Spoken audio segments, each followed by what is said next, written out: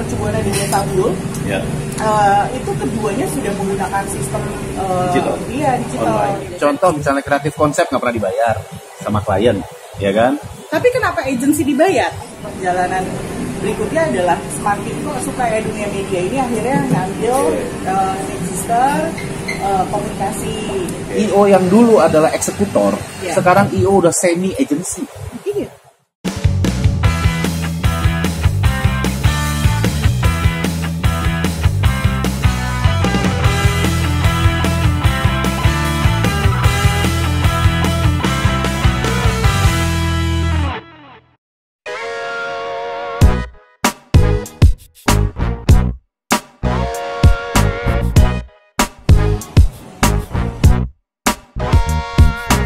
Ketemu lagi sama gue di channel Antonovos untuk kita selalu meninggalkan jejak baik buat generasi baru. Apapun itu. Hari ini gue lagi sama temen gue yang lagi senyum-senyum. Lagi kepanasan. Inilah dia Loretta. Hai, aku dia Loretta. Thank you Amanto udah diajak Siap. gabung di YouTube channelnya. Sekarang kita lagi ada di mana, Tak? Lagi di salah satu hotel. Kebetulan ya hotel. Dia nggak sponsor ya, jadi kita nggak usah sebutin ya. Nggak usah. Warnanya ungu. Warnanya Tapi kan ungu. punya temen lo, Punya temen. sebutin lah. Ya Nggak udah, apa-apa. jadi di hotel sahabat aku, Mbak Ocha, Mbak Belinda. Nah, hotelnya Amarosa. Main-main ke sini banyak ruangan buat bikin event lah. Mbak, gue jualin. Siap. Gua nyari view juga tapi agak gelap jadi gua keluar sedikit gitu. Biasanya gua ke Amarosa yang di Bandung sih. Iya, ada Itu Bandung. hampir rutin sekitar 3 tahun 4 tahun lalu selalu di situ. Oke. Nah, gua manggilnya Retta ya dulu ya. Iya. Jadi awalnya gini, kalau Retta tuh banyak yang manggil tuh dari SMA. Oke. Begitu masuk kerja karena sempat ganti nama jadi manggilnya dia. Di Oke. kampus manggilnya Loretta. Oke. Jadi- Gua kayaknya manggilnya dia waktu kita ketemu. Retta ya? Retta. Oh, Retta. Ada Iya. dia, ada Retta karena ada beberapa teman-teman kebetulan di backstage tuh anak BMW, anak Oke. klub BMW, dan kebetulan mereka manggil aku Retta. Oke. Ya udah deh. Karena berhubungan sama otomotif tadi jadi gua Retta aja.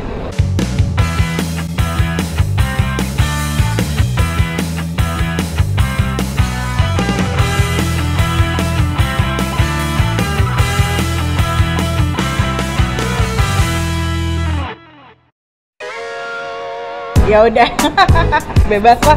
Jadi Mau dia pacar. Loretta, gue nggak ketemu sekitar berapa tahun Kak? Kita nggak ketemu. Ada 3 tahun?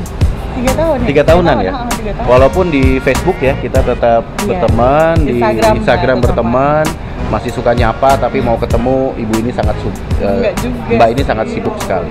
Cari duit? Oh, jadi Iya dulu. kan? Cari duit. Ya benar.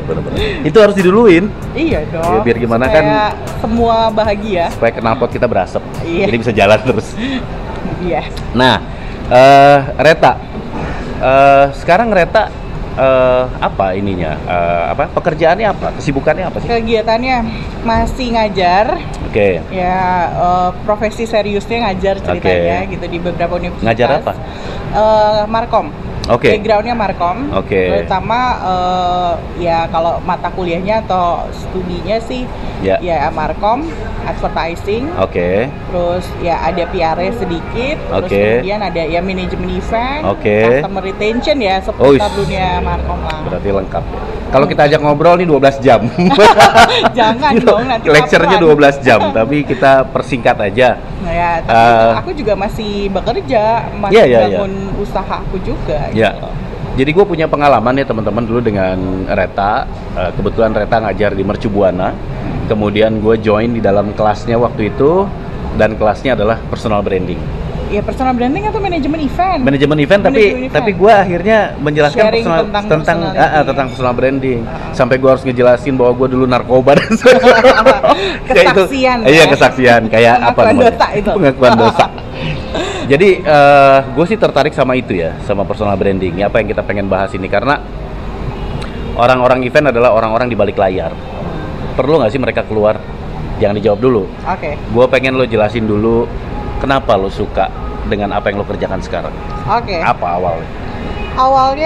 Awalnya sebenarnya dulu dari sejak kuliah aku tuh terkena zaman moneter itulah, moneter, terus kemudian ya Ntar dulu. intinya. Mas, kenapa mas? Oh, pisang gorengnya gitu. sold out. Adanya yang apa? Ya udah, boleh. Boleh, pastel juga. Kasih ya. Oke. Lanjut. Jadi lupa. Oke, waktu zaman-zaman monitor itu kuliah.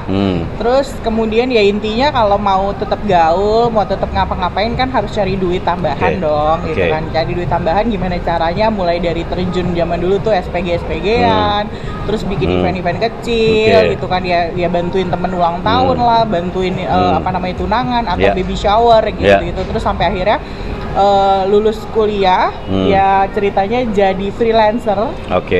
Berawal karir jadi freelancer di salah satu grup media besar itulah. Itu ngeluarin passion tuh. Nah, gitu kan. Cuman waktu itu keilmuan aku tuh adalah ekonomi sebenarnya. Gitu kan. Jadi kan kayak dipakai dunia media.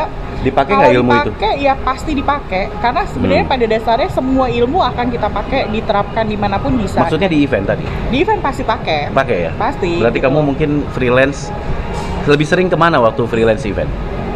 Justru begitu masuk lebih sering admin nyatet atau lebih ke lapangan awalnya admin pasti awalnya admin. Kenapa sih kok ada promo ad masuk ke iklan banyak yang nelfon, terus gimana sistem registrasi manual gitu kan. Sampai akhirnya udah bertahap jadi freelance-nya nambah dong kelasnya, jadi asisten PO ceritanya. Terus akhirnya mulai jadi di lapangan koordinasi vendor, koordinasi konsumsi, tata layout dan lain-lain. Sampai akhirnya begitu lulus baru ngitung margin di offering. Belum. Waktu itu belum. Belum. Nah, terus di offering lah jadi karyawan tetap akhirnya karyawan kontrak dulu. Disitulah baru mulai jadi PO atau project leader lah gitu kan. Terus udah di event kantor itu. Event kantor. Kebetulan aku kan di grup media. Jadi eventnya adalah untuk supporting semua media. Aku di Kompas Gramedia, Kompas Magazine dulu. Nah, terus kemudian ya barulah berarti sama Tante Debbie segala ya, sama Debbie ya? Iya. Ya. Mungkin aku masuknya duluan, jadi ketahuan tuanya dong. Masuknya duluan. Dep, salam Dep dari Leta. Terus dari situ sempat di rolling di beberapa media gitu kan ya. Jadi kayak supporting marketing. Kita dulu menyebutnya adalah marketing event lah ya. Nah, ya udah supporting event-event untuk media-media tertentu, segmen perempuan dan lain-lain. Terus perjalanan berikutnya adalah semakin kok suka ya dunia media ini, akhirnya ngambil magister komunikasi. Nah, spesifikasinya ambil tentang corporate communication. Nah, terus ada eventnya tuh ternyata khusus mata kuliahnya. Terus perjalanan lagi ngambil magister lagi, ilmunya lebih ke politik gitu kan. Terus ternyata tertarik ngajar gitu kan ya. Udah deh, karena dulu menganggap gini, semua dosen tuh kenapa membosankan ya gitu loh. Kenapa? Itu sempat kepikiran juga sama gue bahwa dosen itu membosankan, dan nggak tahu ya kalau kita ngejelasin apa yang kita suka tuh kayaknya beda ya. Maksudnya aura yang dilempar tuh. Iya, itu dia. Iya, beda gitu. Iya, kalau misalnya boleh cerita sih gini.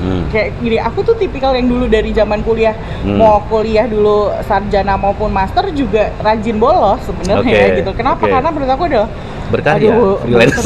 Ya, pertama gitu cari duit. Freelance. Alasannya adalah ada event gitu. Dan kedua adalah ternyata ya aku bosen gitu loh. Bosen aja. Jadi kalaupun masuk absen, keluar lagi, ngopi, pas udahan masuk lagi tapi gitu. Tapi lulus. Nah, artinya begitu nyemplung ke ranah pendidikan, di situ aku ngerasa kenapa sih gitu loh. Kenapa ada persepsi yang di benak aku dan di teman-teman ini kayak sangat membosankan kalau dunia pendidikan gitu loh. Kenapa nggak bisa dibawanya lebih santai, dan maksudnya ya kita harus sharing aja apa yang kita pernah lakukan. Tapi ya ternyata gini. Ternyata kalau mau cerita sedikit, ternyata antara dunia pendidikan kita belajar ya teori, no praktek itu nggak lengkap.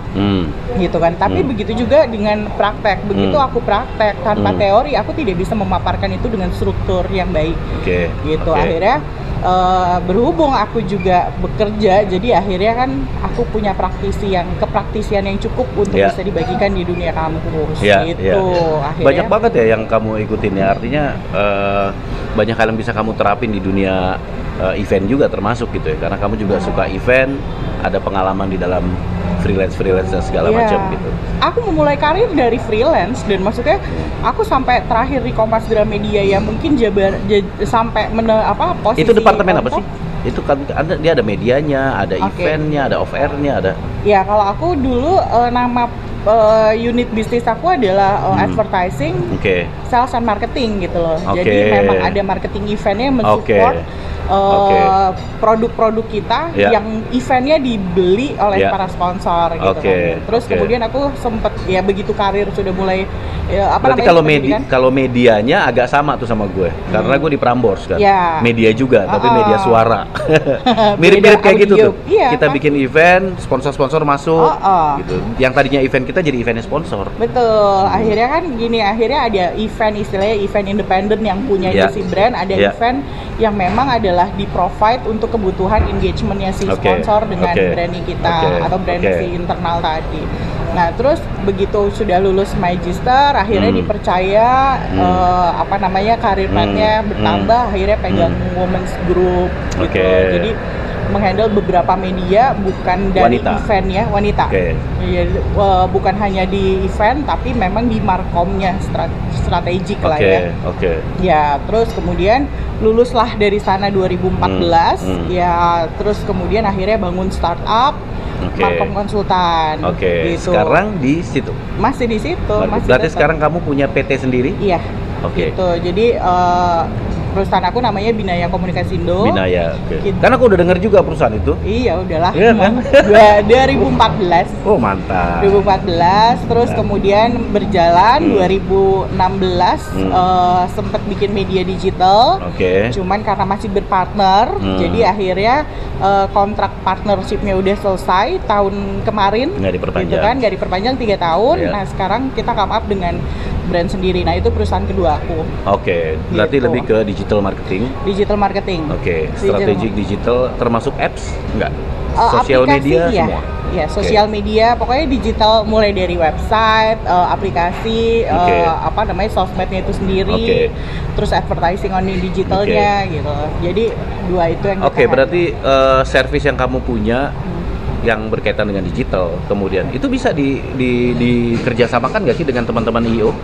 Pasti karena gini, apalagi dengan fase pandemi kemarin kan, mau nggak mau kan semua kita harus mau bikin event apapun kayak online. DJ kayak gitu kan ya, semua akan broadcastingnya streaming gitu kan. Jadi ya artinya dan kan sangat membosankan. Gue udah bosan banget tuh online. Akhirnya kan maksudnya dalam arti sebenarnya eventnya sendiri bisa dilakukan dengan konsep jaga jarak, konser apa segala macam bisa gitu. Sekarang izinnya kan udah mulai keluar. Iya, udah mulai udah boleh. Keramaian udah boleh ya. Cuman kita pakai jarak. Jadi kalau di ballroom satu kursinya kosong, lengkap gitu. Lengkap. Udah beberapa teman-teman IO di daerah udah jalan. Ya, thanks God deh, karena jujur aku juga bosen sih sebenarnya. Gitu. Bosen maksudnya, aku pun masa kemarin kena juga dampak laptop COVID. Kan kalau di kampus gimana? Kampus ngajarnya online atau online semua. Karena gini, pada dasarnya sebelum ada pandemi pun kampus-kampus tempat aku ngajar ini, aku di Mercu Buana dan Desa Unggul. Itu keduanya sudah menggunakan sistem digital. Iya, digital. Online. Jadi ada yang tatap muka, ada yang online. Jadi begitu kita transformasi ke online, orang-orang baru pakai Zoom dan lain-lain, kita udah terbiasa sebenarnya. Bahkan upload file, terus kemudian bikin kuis di dalam sistem online semua. Jadi artinya sebenarnya di dalam dunia pendidikan sebenarnya yang dipikir kita adalah paling belakangan digitalisasi, enggak, sebenarnya kita juga duluan sebelum event. Artinya di masa pandemik ini lo nggak aneh ya masuk ke digital? Nggak aneh. Udah biasa. Udah biasa. Pertama background aku memang juga. Yang aneh tuh mama di rumah yang ngajarin anaknya sekolah. Nah, itu dia. Itu ya bingung pada repot. Kan dianggapnya adalah mainan handphone mulu, padahal sebenarnya lagi online. Iya. Nah, terus kemudian cuman ya gini, karena kita makhluk sosial ya, kita perlu lifestyle, perlu social life yang makhluk sosial, manusia adalah harus berkumpul. Iya, sementara gitu. Dilarang berkumpul. Itu, gitu kan ya. Dalam arti gini, kita punya networking yang tetap harus gini, event itu dibutuhkan kok. Kenapa? Karena dengan berarti kita ketemu kan ada berarti energi. ini masuk ke tips gimana di masa COVID. Oh gitu ya.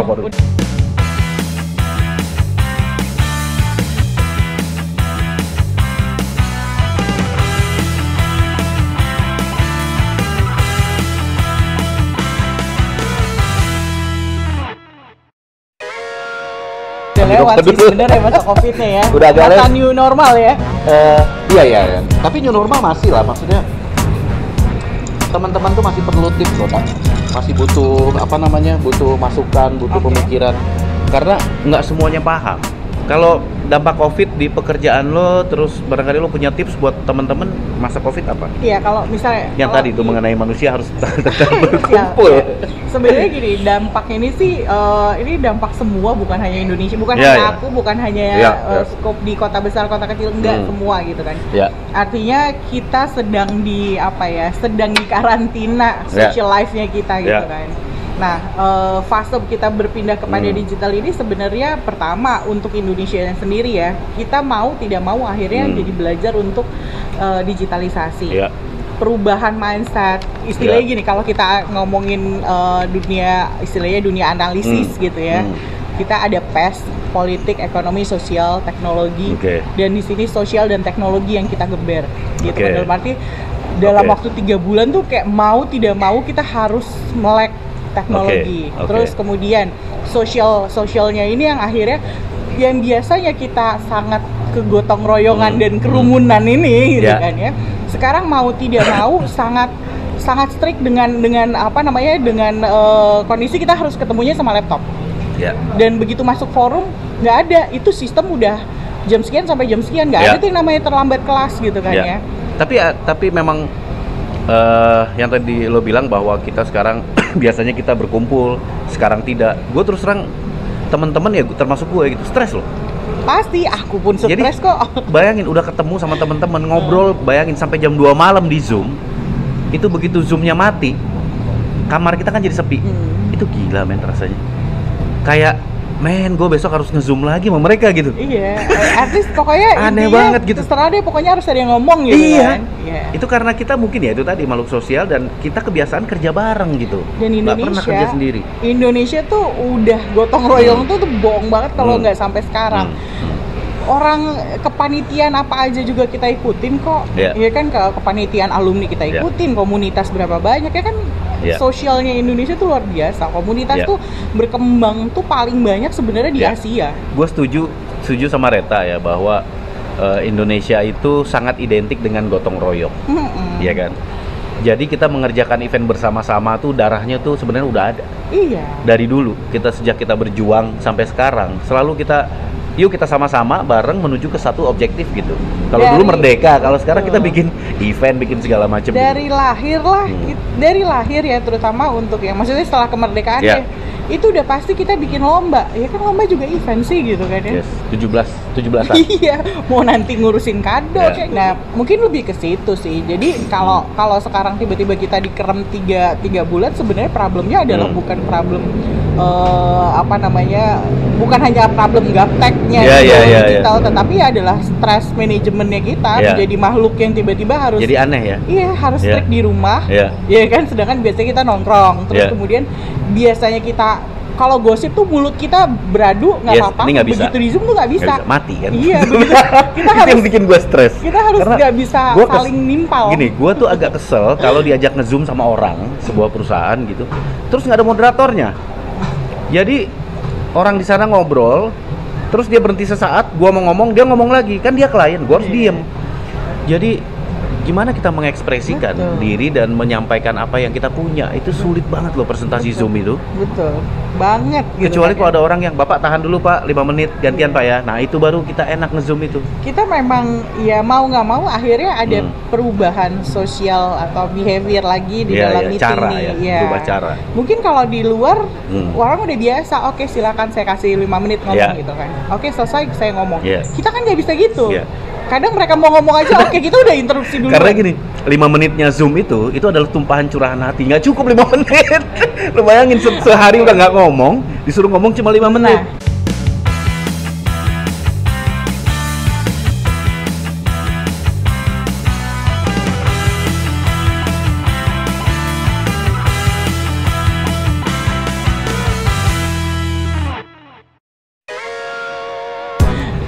Kembali lagi ke makhluk sosial. Kenapa? Karena kitanya sendiri itu gitu kan, kitanya sebagai orang Indonesia ini memang seneng bercerita backgroundnya kan. Jadi bridgingnya depannya panjang. belum sampai ke inti, mungkin intinya cuma satu kalimat tapi depan belakangnya banyak kan. Jadi kalau lebih dari 5 menit orang-orang jadi keluar konteks. Iya. ngomongin yang lain gitu kan. Karena akhirnya udah mulai ya itu bias itulah gitu. Nah, akhirnya ya perubahan sosial itu luar biasa. Kalau berdampak pasti untuk semua. Dunia pendidikan berdampak nggak? Iya, karena gini, biar gimana pun mahasiswa-mahasiswa kita di kampus ini kan ya mereka juga anak-anak yang butuh bermain, berteman dan mengeksplor kreativitasnya dia. Begitu di depan laptop semua ya bosan gitu. Tetap harus ada di combine gitu kan. Nah, kitanya juga sebenarnya yang udah biasa. Kalau aku pribadi bukan hanya ngajar, kita juga istilahnya abis ngajar kabur balik lagi ke kantor, habis itu ketemu klien yang biasa full aktivitas kayak gitu tuh kayak kok ini kok gabut ya, kok ya akhirnya jadi stres. Sekarang jadi buka tutup. Iya, jadi stres akhirnya kan. Sama satu hal, kita kalau nge-zoom nggak bisa kemana-mana, nggak bisa meninggalkan tempat itu loh. Kalau meninggalkan tempat, ya kalau sama klien kan nggak enak kayak kemana gitu. Kadang-kadang gue tutup aja di kamera aja, rokok aja. Ya atau di off ininya, di off kasih foto yang senyum dikit kan. Jadi kan biar itu tetap ada pada. Nah, kalau Reta kan tadi juga cerita tentang lo pernah jadi freelance bertahun-tahun lah ya, kemudian juga mengerjakan event yang cukup banyak gitu. Menurut lo gimana sih nasibnya dunia event sekarang dengan adanya COVID dan di masa depan tuh kira-kira gimana nih? Kita bakal meledak nanti, bakal banyak event atau karena sekarang maju tersendat-sendat? Ada orang yang sudah berani, pusat bilang nggak boleh, tapi daerah bilang boleh, ada kebingungan gitu loh. Iya memang ya problemnya sih sebenarnya bukan hanya event. Kalau tarik mundur lagi, event juga nggak akan jalan kalau nggak ada kliennya. Nah kliennya aja sekarang freeze gitu kan. Dalam arti ya mereka ya gini, mereka yang besar-besar freeze kok, yang besar-besar apalagi yang multinasional ya. Nah mereka takut. Kenapa mereka harus freeze dan mau nggak mau itu berdampak buat dunia event? Ya pertama mereka juga harus menyelamatkan perahunya dong. Kalau ngomongin kembali sedikit ke teori, strategi di dalam mempertahankan bisnis yang biasa banyak dikorbankan adalah promotion budget. Ya kan, ya maksudnya sangat make sense ketika misalnya advertising menghilang, event menghilang gitu kan ya, sales promotion lainnya menghilang gitu kan. Ya karena mereka mempertahankan produknya tetap stay, nggak diapa-apain biar bisa memenuhi kebutuhan, tetapi yang dikurangin adalah budget promosi inilah. Gitu. Jangan-jangan juga keinginan masyarakat akan munculnya produk baru juga berkurang ya, karena mereka nggak konsen juga ke situ. Iya, mereka. Misalnya gue mau ganti mobil sekarang enggak gitu. Enggak. Mereka akan. Berarti mobil nggak usah launching dulu gitu. Mungkin gini, kalau gue sambil ngecek juga.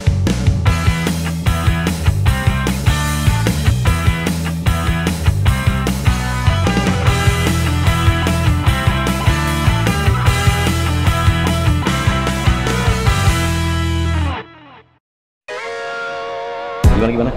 Ya jadi kalau dengan akhirnya gimana dengan event? Ya eventnya harus sudah mulai transformasi. Dalam arti gini, tenaga teknis transformasi kita harus mulai transformer itu. Aduh ya ampun om gitu kayaknya. Itu transformasi. Tapi ya udah, kita harus transformasi dalam arti gini, balancing dalam digital. Dalam arti gini, ya digital alatnya, audiensnya tetap ada sebenarnya. Gitu kan ya, audiensnya tetap ada. Dia tetap yang agak berubah adalah auranya yang nggak nempel sih sebenarnya. Emosionalnya hilang. Ya itu kenapa kita menganggap emotional engagementnya hilang ya, karena orang Indonesia kan almost kayak MC ya, MC kalau nge-zoom ya. Ayo teman-teman, apa kabar semua? Kasihan banget. Jadi kan, kasihan kan. Beban lo lagi. Iya benar. Nggak ada orang gitu loh. Padahal sebenarnya kalau dipikir-pikir ya biasa aja. Loh, host-host di TV juga begitu. Iya, kalau host iya, tapi kalau MC yang biasa komunitas gitu kan aneh buat dia. MC pun harus sudah mulai beralih kan, transformasi juga energinya dia nggak boleh. Maksudnya dia sebagai public speaker ya dia nggak boleh cuman ngobrol ngarepin energi dari orang. Bahkan dari kamera benda mati pun dia juga harus ngomong. Harus tetap bisa dapetin beatnya gitu. Sama sih gue kan punya niat mau bikin YouTube ini kan udah lama sebenarnya, sejak maybe 3 tahun lalu lah. Dan dari dulu gue selalu memikirkan kalau gue bikin YouTube, yang gue inginkan penonton gue adalah generasi berikutnya. Gitu ya, karena ini kan legacy pengennya gitu. Cuman dulu belum ada keberanian dan kesibukan. Jadi gue lebih ke IGTV, di Facebook gitu ya, nggak berpikir bisnis juga. Even sekarang juga gue nggak berpikir bisnis gitu. Cuman begitu masa COVID, gue jadi tergerak untuk kayaknya gue harus ngomong sama gelas, sama lemari, sama gue belajar ngomong sama tembok, dan itu gue lakukan gitu. Ngobrol sama handphone, gue pantas nggak sih?